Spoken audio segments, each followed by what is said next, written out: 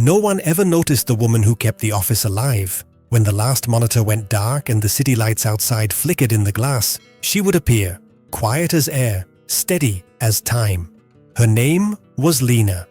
To most, she was part of the background, the soft hum after work, the faint scent of lemon cleaner before morning. Her badge said cleaning staff. That was all anyone needed to know, but she knew everything about them. The office, at night, was a different creature. The energy that roared in daylight dissolved into something gentler, the residue of human effort. Coffee cups half full, notes pinned with frustration, tired keyboards still warm. Lena moved through the aftermath like someone tending a battlefield after the noise had stopped. Each stain, each misplaced pen, told her a story. The engineer who left 2 mugs, one clean, one dirty, because he couldn't remember which day it was. The designer who forgot her sketchbook but always left a sticky note saying, "Try again tomorrow." The manager whose desk was immaculate but whose trash bin overflowed with torn pages, drafts of things he couldn't say out loud. Lena never gossiped, never asked questions. She only noticed. It was a quiet kind of knowledge, the kind that sits under your skin.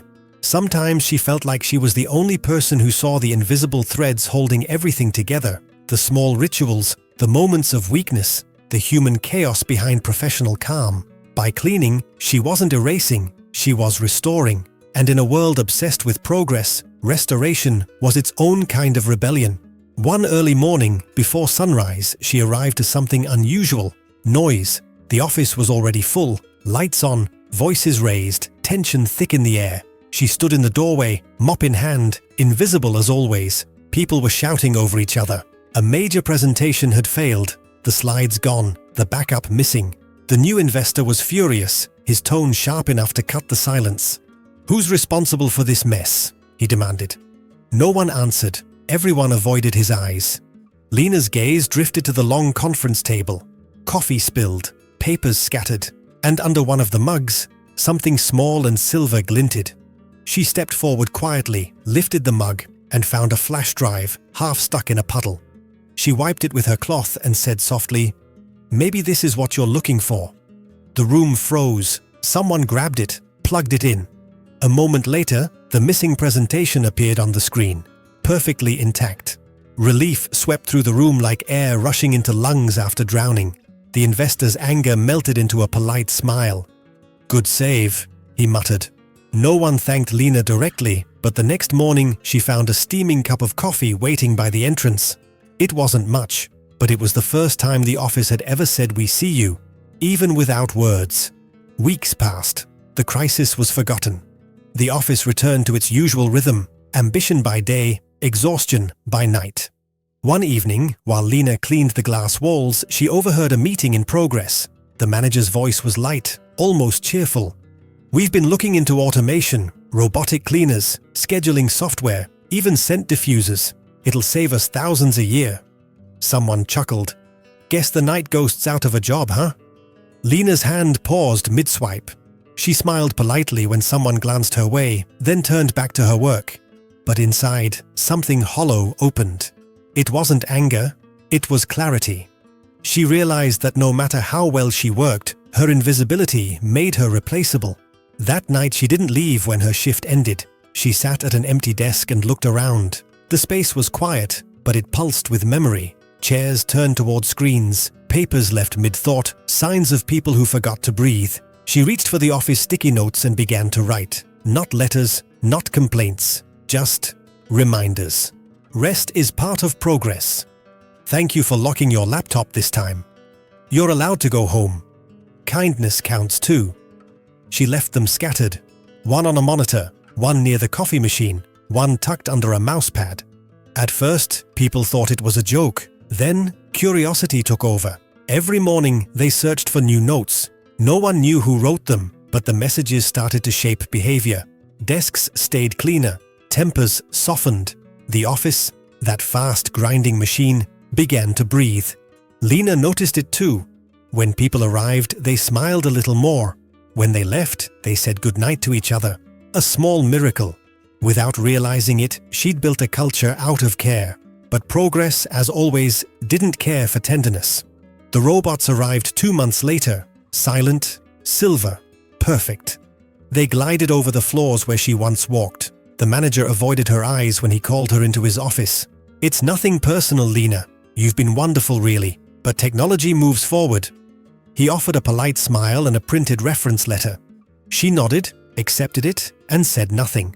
Silence had always been her language. That night, before leaving for what she thought might be the last time, she wrote one more note.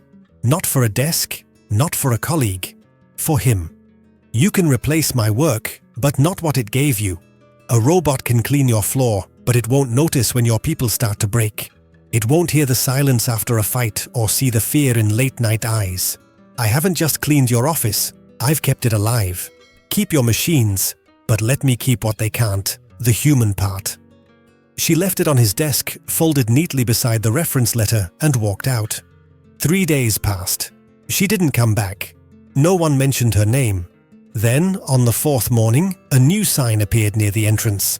Environment and Culture Coordinator, Lena. When she arrived that day, unsure if it was real, the security guard smiled.